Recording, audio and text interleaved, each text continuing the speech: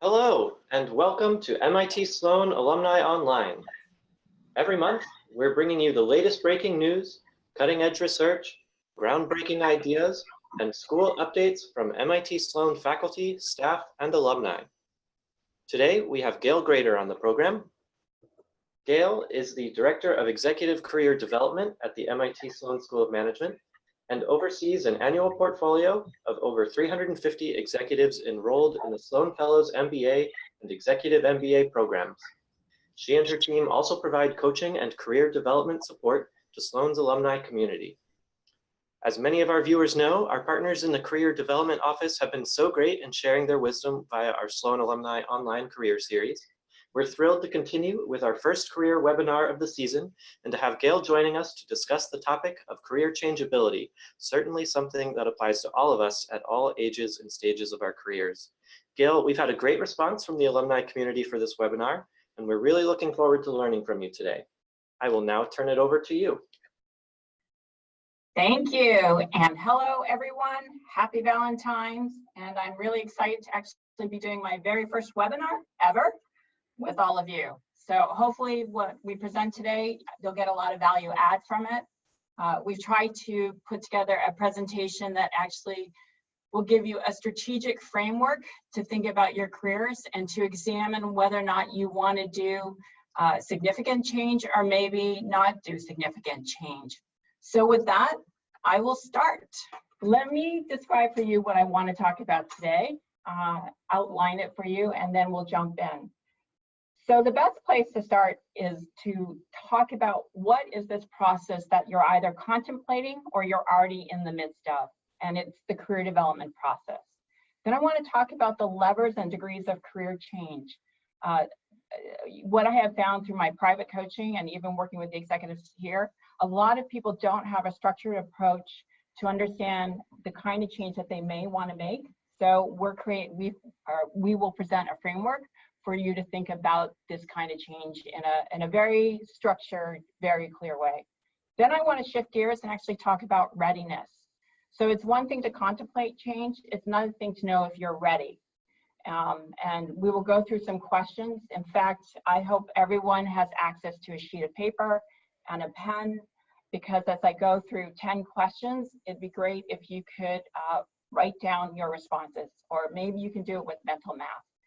Last, we're going to talk about identifying your career goals, and this aligns very well with the other work that we'll have done up till this point. It should be pretty easy for you to think about what your career goals are. And then the last thing we'll do is we'll shift gears and talk about the things you want to consider if you are going to make career change, particularly if you're a career switcher. How do you create the common denominators so that it's easy for people to understand your story? Because ultimately what this is about is for people to understand what you're bringing to the table, the kind of value proposition that you have, and spoon feeding them so they don't have to think too hard, so they can clearly see why you're showing up in front of them and talk to them about maybe perhaps working with them, partnering with them, joining their firm. So with that, I will kick off with the career development process. So this image, why this image? Well, the reality is we have all been going through career development from a young age. From the moment that you are, I don't know, 5, 6, 7, 8, someone has asked you, what do you want to do when you grow up? When you're a teenager, those first few jobs, you're actually engaged in a career development process. And it's a process that involves learning about self and learning about market. And the data today tells us that anyone who's a boomer has on average cycled through at least 11 different career changes. The reality is, with the future of work now being present day, that number is going up. So this career development process is something that you've been engaging in pretty much since you were a youth, and it's something you're going to continue to engage in even after you decide to retire, but you're trying to figure out what to do with your time because you want to still be productive. It is a proactive process. It is a process that involves a lot of identity shifting and identity change. So I thought we would start here and talk about what it is. And I decided to create this presentation because I felt that One of the key things that a lot of people don't think about is that this is actually a very complex process. It involves a lot of decision making, and it's complex for a number of reasons. And this is supported through research. It's complex because it's actually an information gathering process, again, about yourself and about the market. And if you don't do a good job in the information gathering, you may draw some conclusions that aren't necessarily accurate. Or you might have so much information, it's hard for you to say, I am going to go with this information, I'm going to go with this opportunity. So there's a lot of information gathering, and there's just a lot of information. I mean, 10, 15 years ago, you couldn't go on Google and say, what does it take to become X, Y, or Z? Or you couldn't go on LinkedIn. Well, you could. It started in 2003, but LinkedIn is just amazing today. You can go on LinkedIn and you can look at different companies and you can get information on the kind of people that they hire by looking at the profiles. So there's a lot of information, and there's a lot of variance in the information. So a program manager at one company, the profile could be very different than a program manager at another company, or the product development role at one company could be very different than at another company. One more technical, one less technical. There's also a lot of uncertainty, right? With the changes in the nature of work, with the disruption caused by technology, the types of roles that will exist in the future that you may be interested in, may be skilled for, may not exist today. That creates uncertainty. So when I talk to people about planning, no longer do I say necessarily like look out 10, 15 years. I say look out 5 years. So the uncertainty creates complexity to this process. And last, but definitely not least, are things like the emotional effect. I mean, depending on what's happening in your life, depending what's happened in your career, this could be a very challenging period. It could be a very exciting period.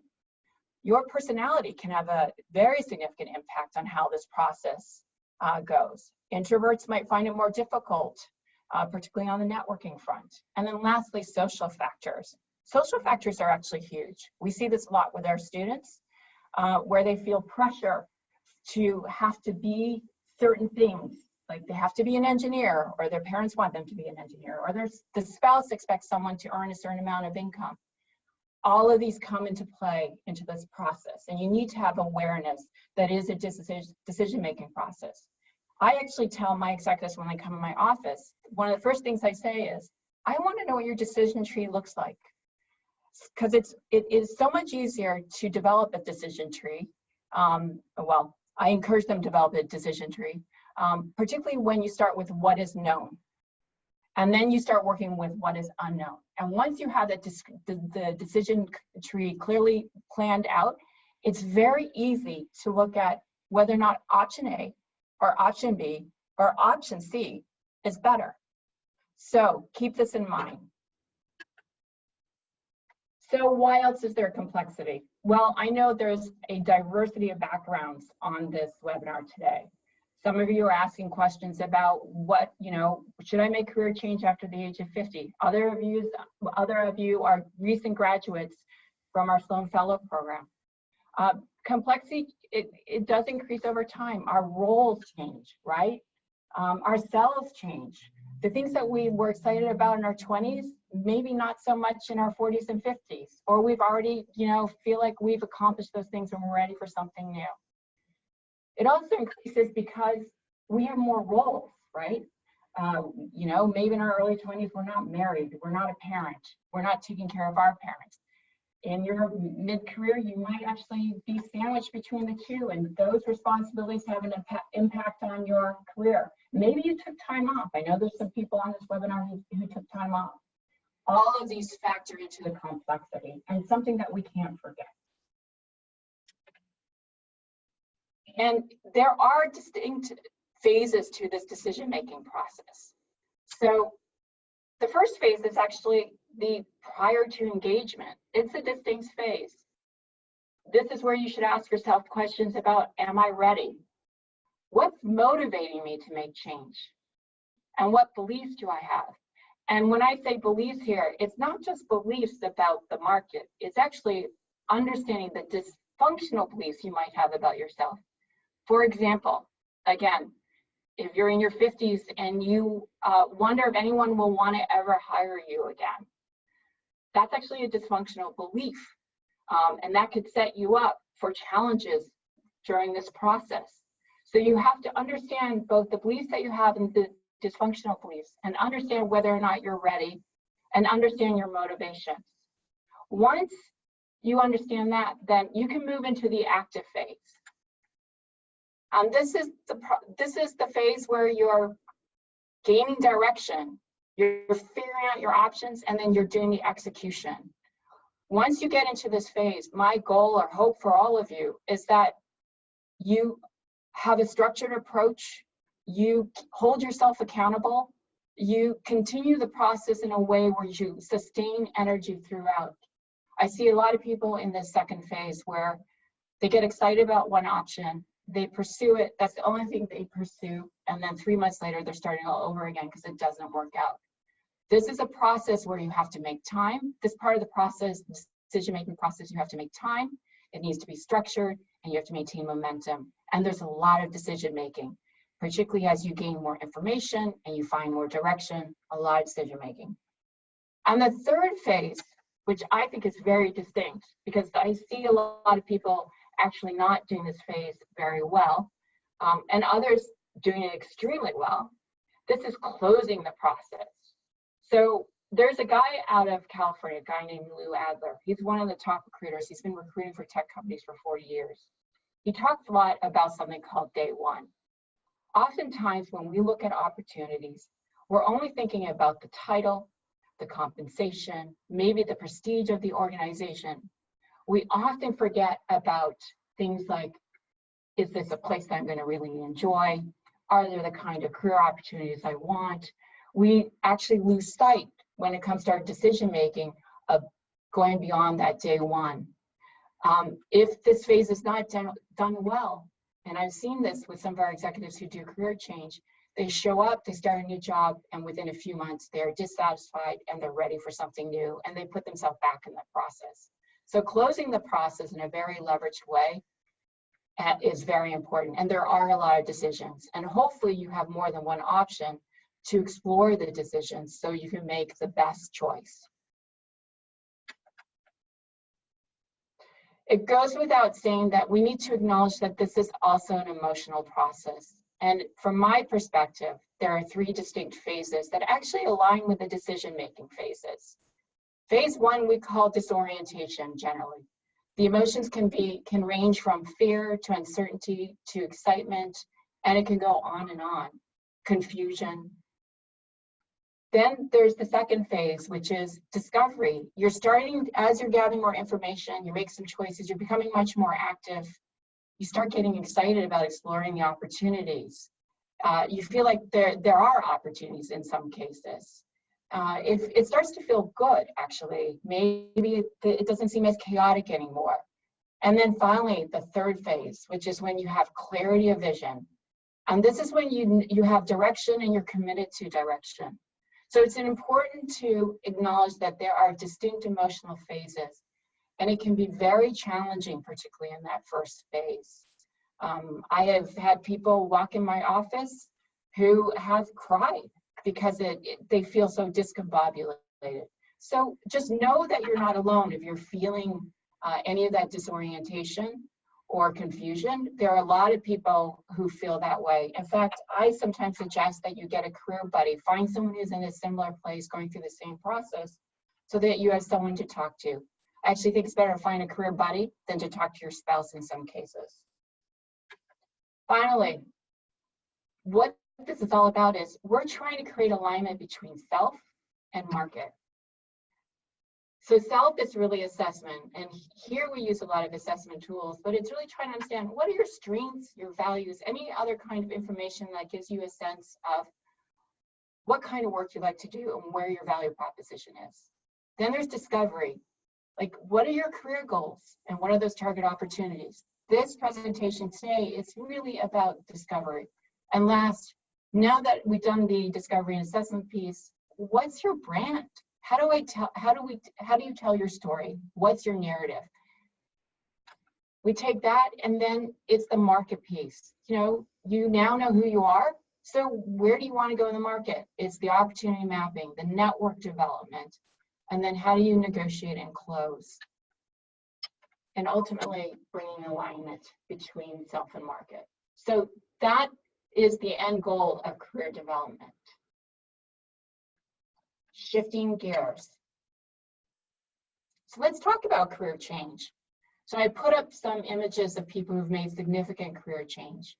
Some you may recognize, others you may not. There's Jack Ma, the founder of Alibaba, which is probably one of the fastest growing Chinese firms. He was a teacher before he founded Alibaba. Gwyneth Paltrow, most of us know her as an actress, but she's actually built a company called Goop, and she's out on the fundraising market. And she recently raised, I think, $80 million. I think her company is valued at $250 million. She's a career changer. She's actually enjoying this part of her career more than her acting career. At least that's what's reported.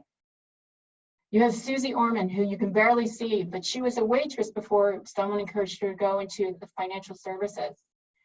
Now she's probably one of the most visible, best known personal finance gurus out there. And then there are many others.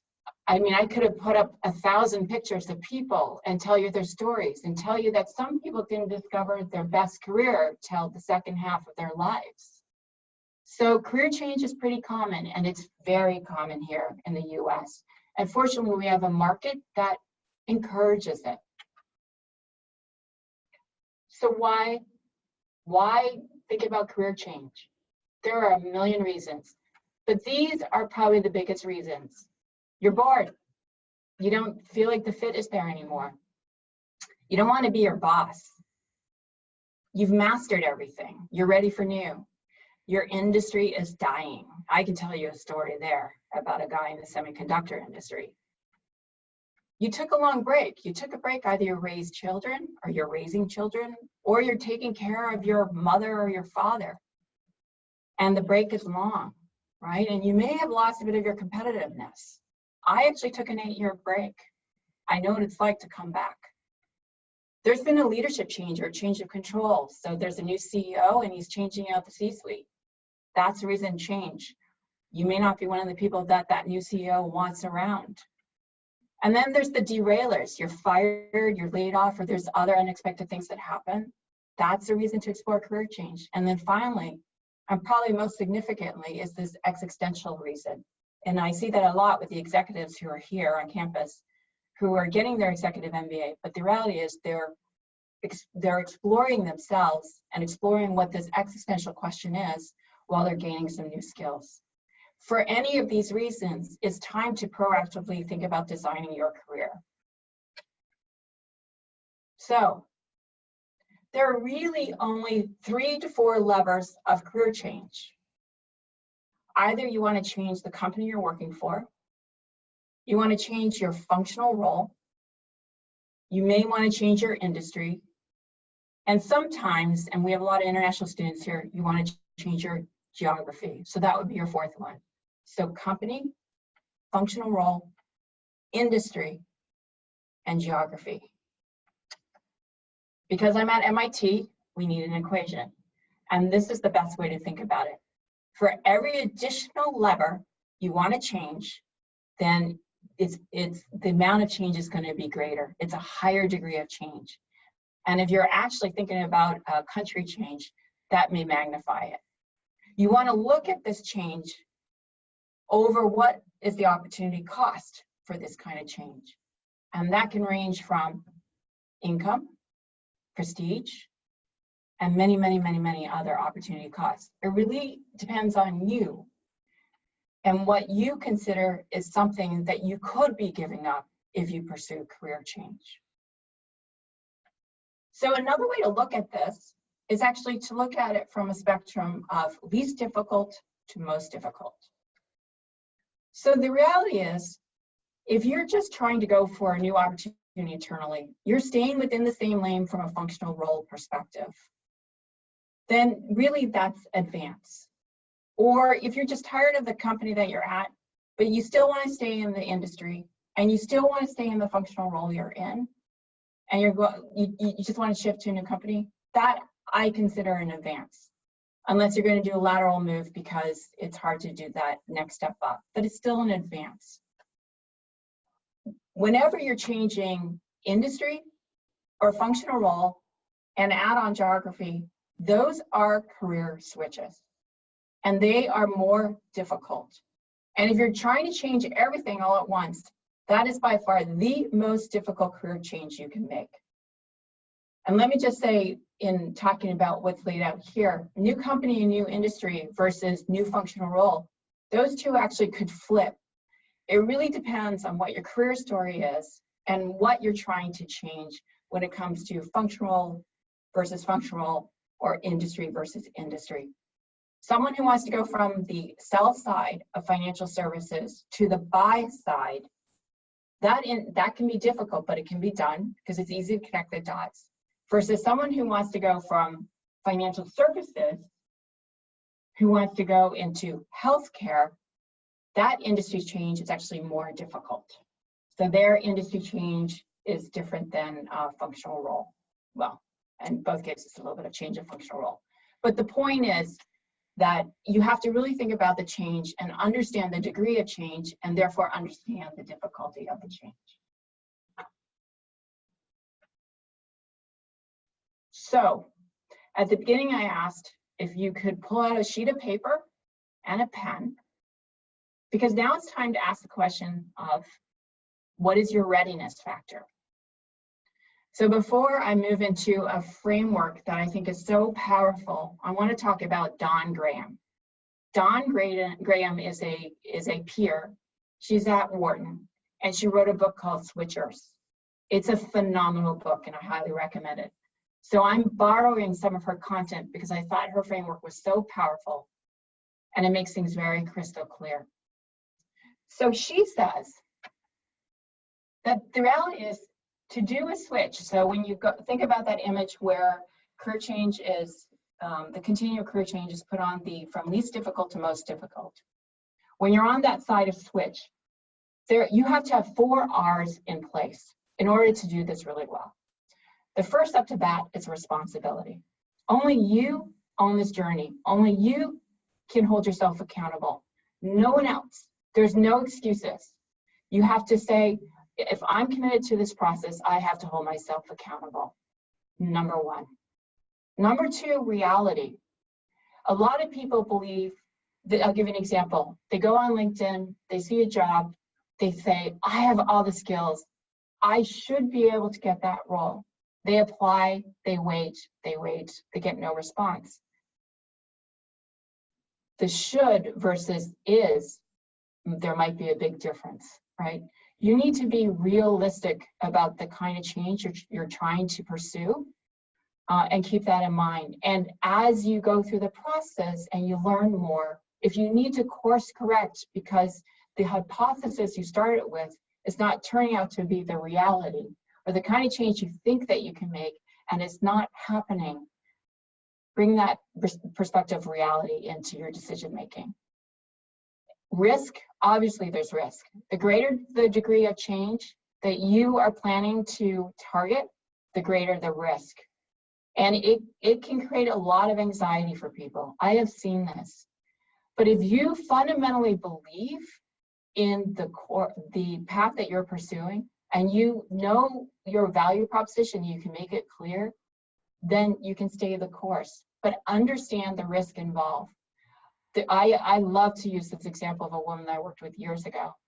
She had an incredible career in the publishing industry, did extremely well for some of the top brands, but she started thinking about going to healthcare. She reached that point of mastered everything and wanted to do something new.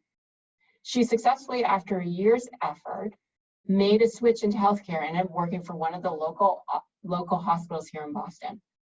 6 months in, she knew she had made a profound mistake. And the risk that she had taken was she saw her income cut in half. She saw her level of responsibility be a lot lower. She came in instead of, I think she was the VP of strategy before in her earlier career, and she came in and she was more of a project manager.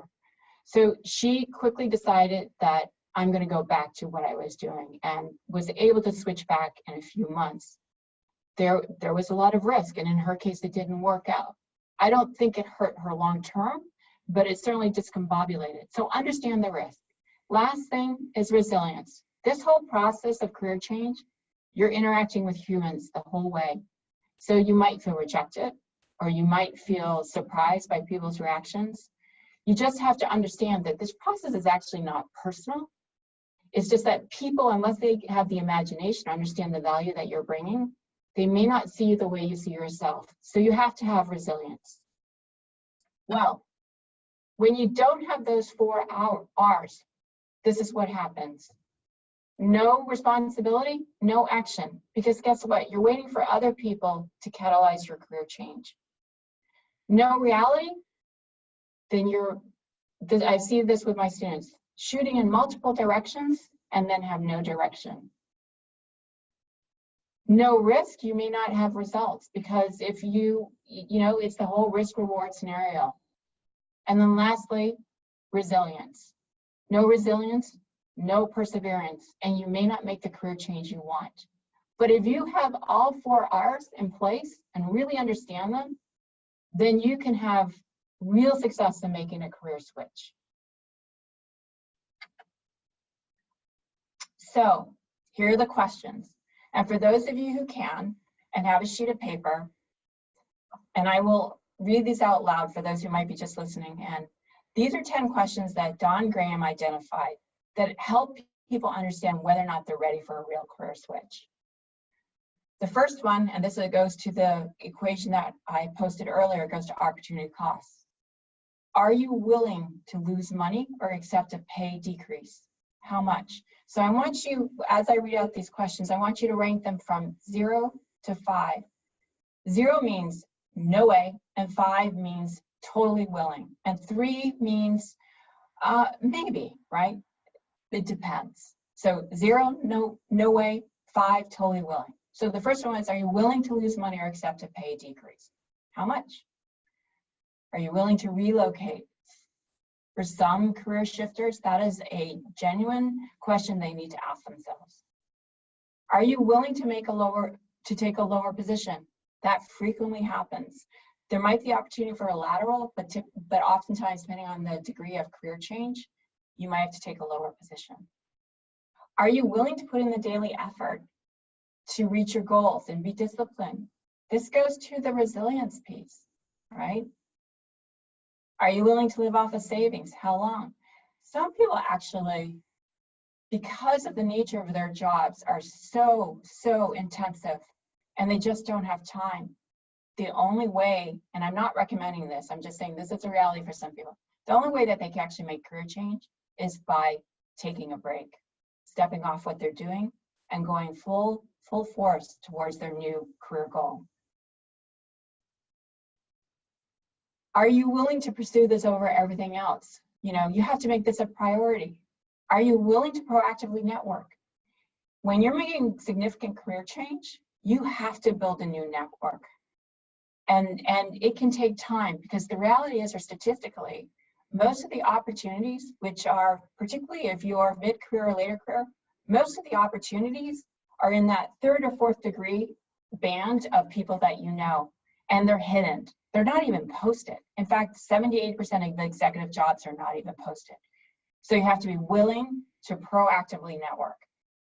And then to an earlier point, are you willing to, reach those dead ends, rebuffed, without becoming frustrated? Are you willing to give up time with friends, family, and hobbies? If you're starting something new, the autonomy that you might have had in your earlier role, you may have to give that up, because you're starting from new. You have a steep learning curve. You have to get used to the people that are new around you. You have to establish yourself. You have to establish your credibility. So are you willing to give up time with friends, family, hobbies? And that autonomy thing, which I just mentioned as well, is, are you willing to give up control of your schedule or task in your new job? So with those questions, just quickly, write down 0, 1, 2, 3, 4, 5. I'll give you a second.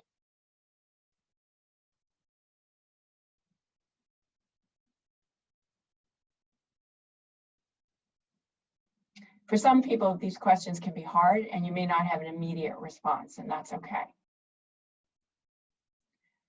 So for those of you who wrote a lot of zeros and ones, I would say you're not ready for a career switch.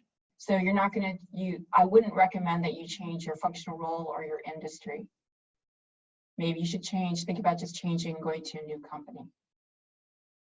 For those of you with 2s or 3s, you probably need to think more deeply about the kind or the degree of career change you'd like to make. And for those of you, excuse me, who put 4s or 5s, you are truly ready. You're ready to go after a significant career change. So again, this is all from Don Gransbrook, Switchers, and I think it's a great read. It's a fast read. Shifting gears, career goals. Okay, so we just laid out, what needs to be in place to do a career switch, and what are the levers of change that can help you think about your career goals. All right, so I'm speaking to you from a place of being at a business school, and you all came here to do a business degree, or maybe your LGO, but your background is business and business roles. I want you to pull back, and it doesn't matter if you're in your 20s, your 30s, your 40s, or 50s. I want you to still think about your long-term goal. Your long-term goal may be 3 years and maybe 5 years. But there are, in the business context, there are really 3 paths. There's either the entrepreneurship and innovation path, where you want to be a founder, you want to be in a hyper-growth startup, or you want to do something innovative internally within an organization. That's possible as well. Or you want to be on this path where you're doing more general management, CEO leadership. It's broader, right? You have to have a broader skill set. Or you want to have a path where you're growing up within a certain functional area, and it's much more of a vertical career play. So stand back and think about that question. Where do you want to be? And maybe you've already ascended to these levels, and this is not quite the thinking that's going on in your head. Maybe you're thinking about an encore career. Even with that, even with an encore career, you still have to think about what's your goal or what's your impact. I'm going to go to a second strategic question. So not only do you want to know where you want to go, but you want to think about what is your leadership cause? Like, what brings meaning and purpose to your life? And why? And the why is really, what are your values and belief? And that's really important to get in tune with your values. We actually do an exercise called peak experience when we have people come in to try and we use peak experience not in a professional sense. We encourage people to use peak experiences from their personal lives, because we're trying to get at your core values. Because if we can help you see your values and help you align your values to the kind of opportunities that you might be pursuing, you'll end up being a lot happier. So you want to understand what your leadership cause is and why.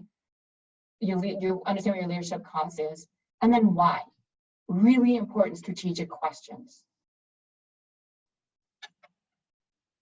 Now we can get tactical and going back to the levers. So here are some questions you can ask yourself to understand the kind of change that you might want today. Again, the change you want will change over time. So company. So think specifically about the company you're at. Are you thriving? And thriving, I mean, not just like from a work perspective, but emotionally, mentally.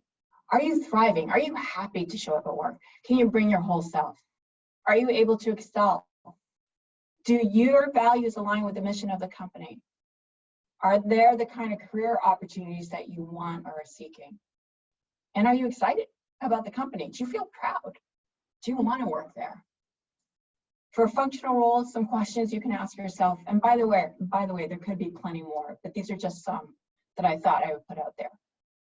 So for functional, do you actually like the problems that you're dealing with every day or the challenges? I mean, do you feel like you can dig in? They're intellectually stimulating. Do you feel like you're using your strengths? Well, first of all, do you know your strengths? But do you feel like you're using your strengths? Again, are you able to excel? And do you aspire to the level above you or even what your boss does? Definitely ask that question. Industry. Are you excited about the industry? Do you keep current? Like, do you enjoy reading about your industry? Do you believe in the growth of your industry? And again, does the industry align with your values? I see a lot of executive MBAs who come here who've done really well in the financial services, but now they're seeking something different, and they talk a lot about impact. So they've made their money, but now they want impact, they want legacy. And they feel that they can't find that in the roles that they've had. And some describe it as, I want to build companies, I want to employ people. Others describe it as, I want to have social impact, I want to solve societal problems. So the industry that you've been in, it may have aligned with you a while ago, but today it may not align based on where your values and beliefs are at. So these are all really important questions to think about and should help you identify which lever is not working for you today and should be a signal for you as to what you might want to change.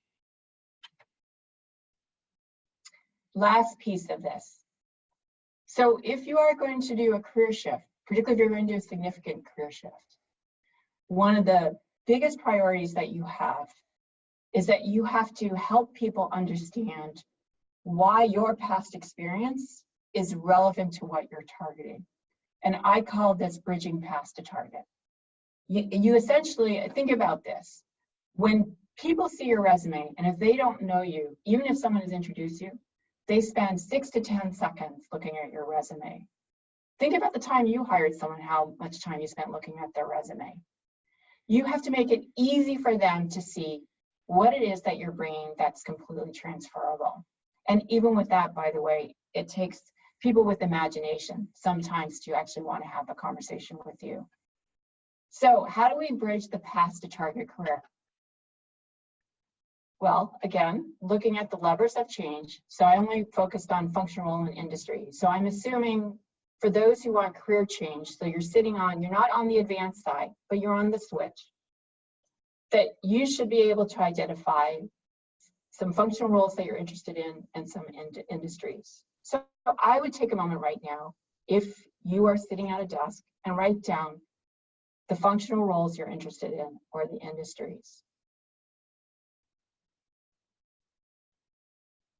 Okay. All right. So how do we bridge that gap? And this is the last slide that I'll present. Well, we bridge it by, like with functional roles.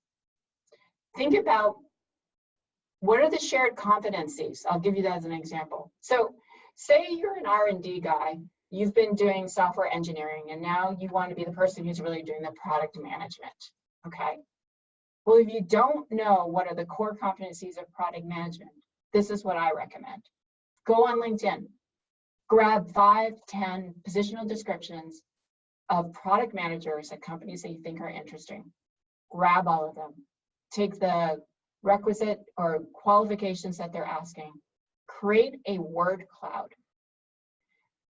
Choose a word cloud of 100 words, and you can go on sites like Wordly, and there's others. Just Google word cloud. Create a word cloud. Select not 50, but 100 words. And what will emerge are some of the key skills that you need to have. Take that information and then go back and say, do I share those competencies? Or if you already understand the functional role you're targeting, think about what are the shared competencies, write those down. If you've actually interacted with that functional role that you're targeting, then make it clear that you've had interaction with that functional role. If you've had, a lot of people, I'll give you an example. Say you're in management consulting, now you want to go into industry. And you have advised, say you've done a lot of strategy, market strategy work, and now you want to go into a marketing manager role. So you would make it explicit in your resume that you have completed market strategy or whatever you want to call the projects, and show your interaction with the VPs of market strategy, and obviously you can't name the companies, but make it explicit that you understand that work because you've actually, through your consulting work, supported and helped them be successful. So that's client work. You can use client work to shed light on how you understand the role. Lastly, the world is changing. If you go and you do some courses online or you get some credentials, you can use what I call proxy experience. So that it shows that you've learned the core competencies, or you're learning the core competencies necessary for the functional role that you're targeting. As an example, find this proxy experience. So that's functional role. Then there's industry. Well, depending on the degree of difference in the industry, there are things that you can draw upon. At least analytically, you can think about strategically, not analytically. Where are the similarities? So if there's similar disruption going on, like AI is disrupting everything. If there are industry similarities, so the closer, the more tangential the industries are, the easier it is to create the connection. The farther you'll have to think creatively about what is the common denominator. But there are common denominators. And then market dynamics. If you've been working for, let's say, a unicorn, hyper-growth phase, say it's in software, a particular kind of software, let's say risk software, and there is a lot of growth. And now you want to go to another unicorn, totally different space, but that similarity of hyper-growth, that can create the connection between the industries. So just think, what are the common denominators? And the last but certainly not least is company, right? What's going on with the business model? The business model that you're coming from versus the business model you're going to. Are there similarities in the stages of the company? Are there similarities in the customer segmentations that you sell to? Are there strategic partnerships that are relevant? Is there a life cycle with the product that you can create commonality? And then lastly, if you're working on similar products, draw that comparison. So it's critically important as you tell your story to create those connections to enable bridging of the experience so that people can understand more clearly the value that you're bringing, particularly when it comes to a career switch. So with that, that's the content I have for today, and I would love to take questions.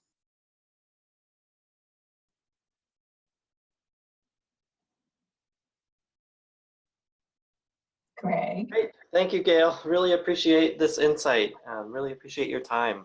So as a reminder to our participants, you may type in your questions in the Q&A channel in the Zoom interface. So while you're doing that, I'll take a moment to tell you about some upcoming events.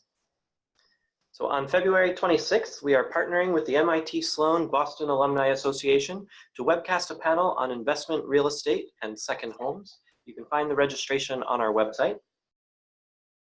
In addition, on March 12th, we will be joined by Heidi Zach and Dave Spector, both from the MBA class of 2007. They are co-founders and co-CEOs of Third Love.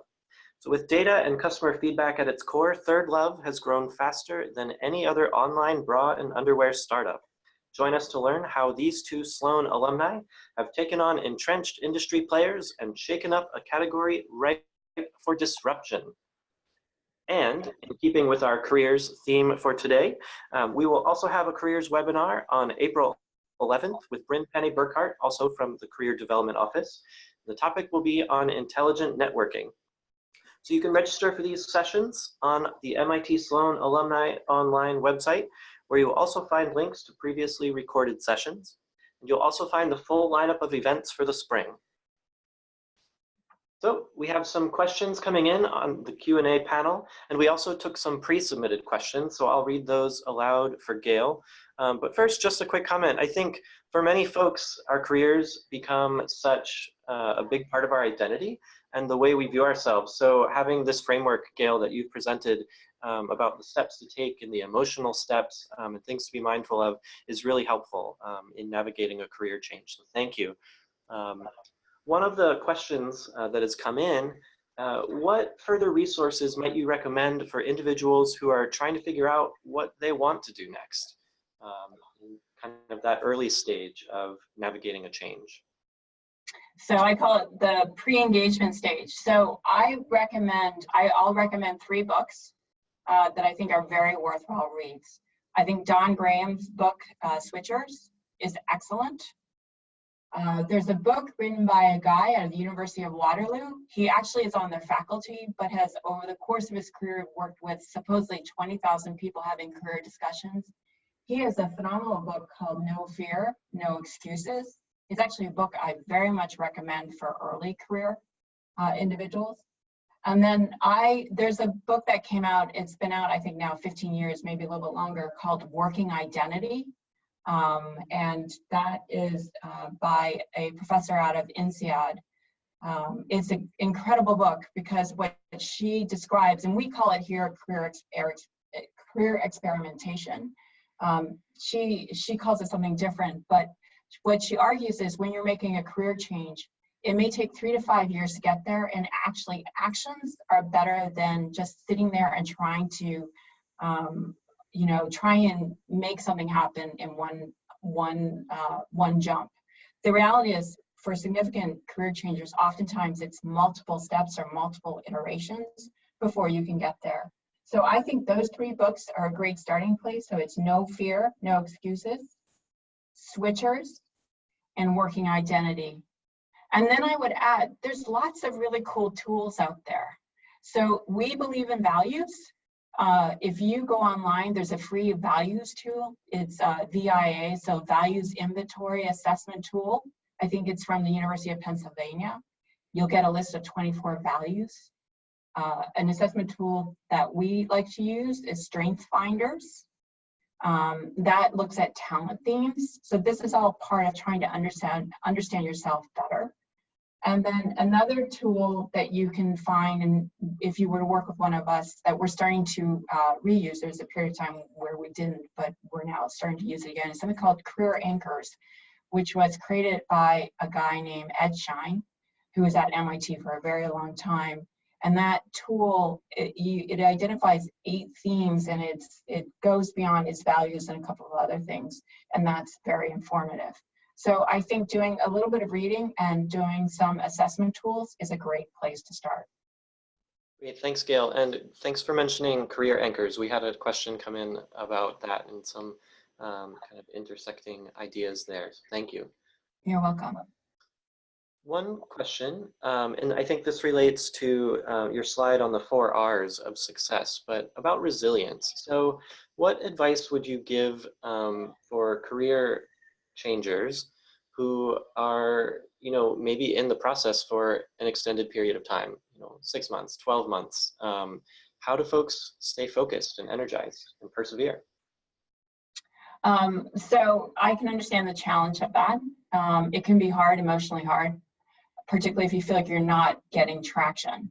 So the most important thing is you need to get outside. You need to find other people. And I really believe in this. Get a career buddy.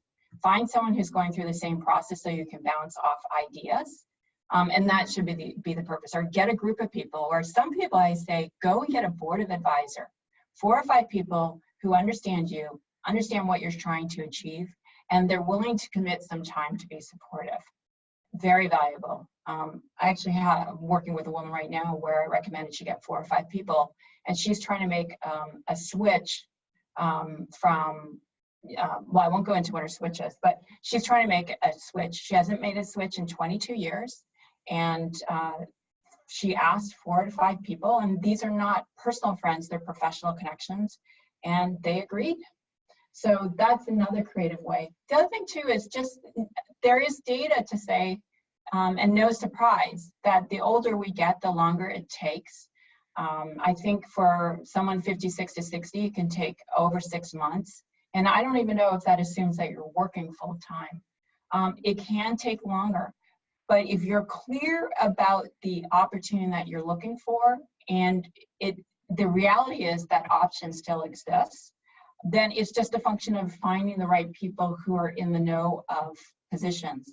The reality is, as you get older in your career and as you become more senior, there's just less roles. So you have to talk to more people. But believe in yourself. I mean, you've added value before, and you just have to believe in yourself. And probably the most important thing is, continuing to network and meet new people. Definitely. And if you really hit a roadblock and you don't know what it is, then, I mean, you have a resource with our department. You can soundboard with us.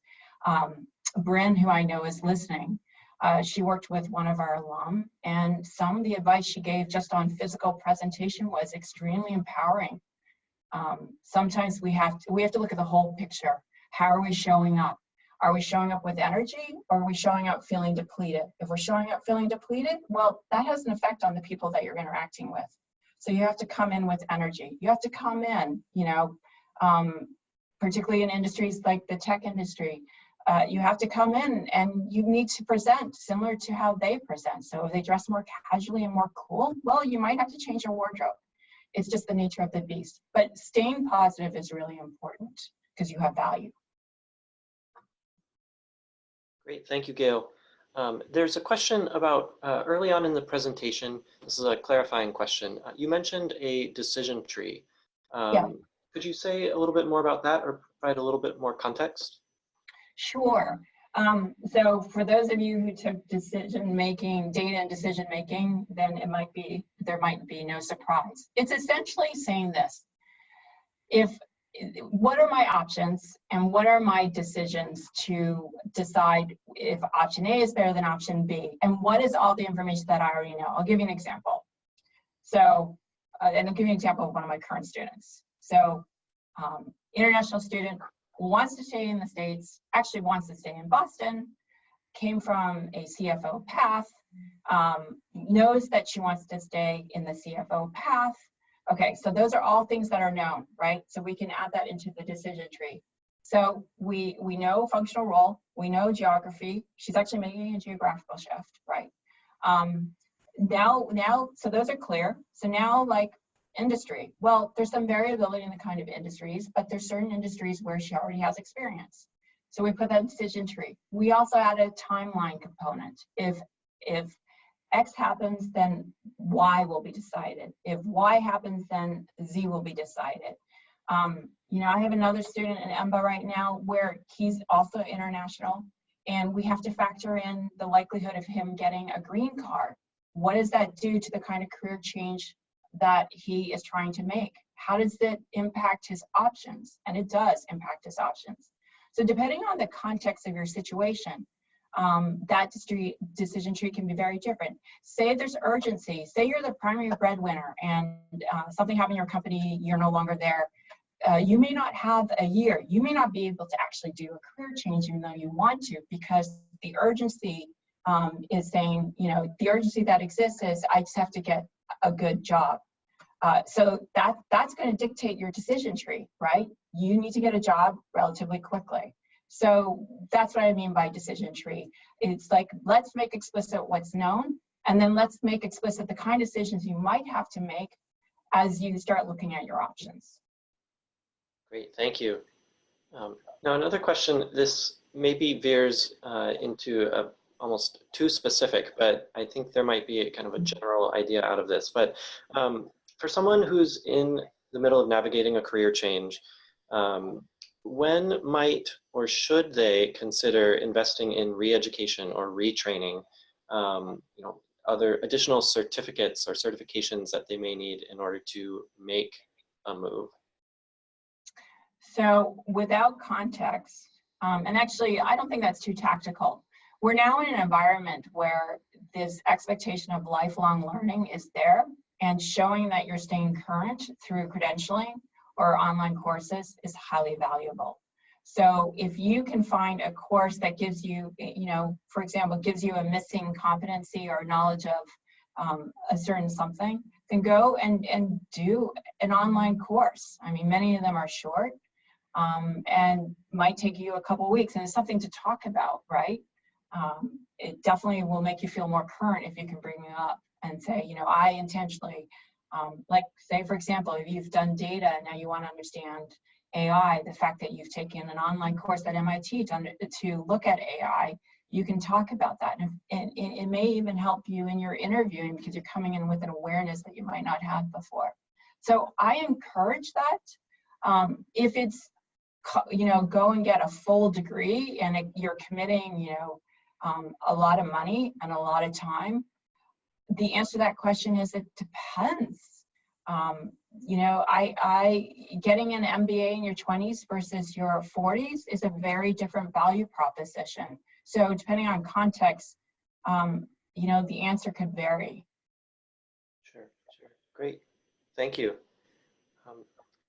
Gayle, now this question, we've received a number of questions from alumni who are thinking about age and stage in their careers. So what feedback would you give for an alum who's more experienced navigating a career change, who maybe they're not ready for retirement, but they're definitely feeling pressured at a certain age? Pressure meaning that unclear, but you know, just what should folks be thinking about later in their careers? So from my perspective, we're in a beautiful place. The gig economy has actually opened up opportunity. So it's okay, instead of trying to pitch yourself, and it depends again on your situation, but if you're looking for opportunity and you're not finding quote unquote a job, you can approach people with a different thought, which is, I'd love to take on a project for you. Is there a problem that I can solve for you? And be what I call a gigster. I mean, you're doing consulting.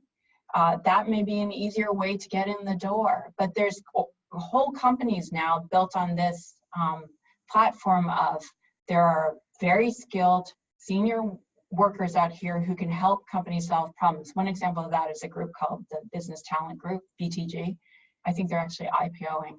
They actually, they go about finding people who are, you know, have former consulting experience and may have industry experience, and they help find project work. So there are different ways to approach this, and it may be easier to sell your valuable experience, particularly as you get older. I'm talking like late 50s, early 60s, as someone who can come in and solve some sort of immediate need. And that might then be the option for a full-time role. So that's one suggestion. Great, thanks, Gayle. This has been incredibly helpful. And again, certainly this is something that every alum will deal with in the course of their lives and their careers. So thinking about career change, and just really helpful to have the framework that you've outlined here. So we're gonna wrap up for today. Thank you, Gayle, for joining us for Sloan Alumni Online. Thank you, and thank you, everyone. Thank you, Greg. Great.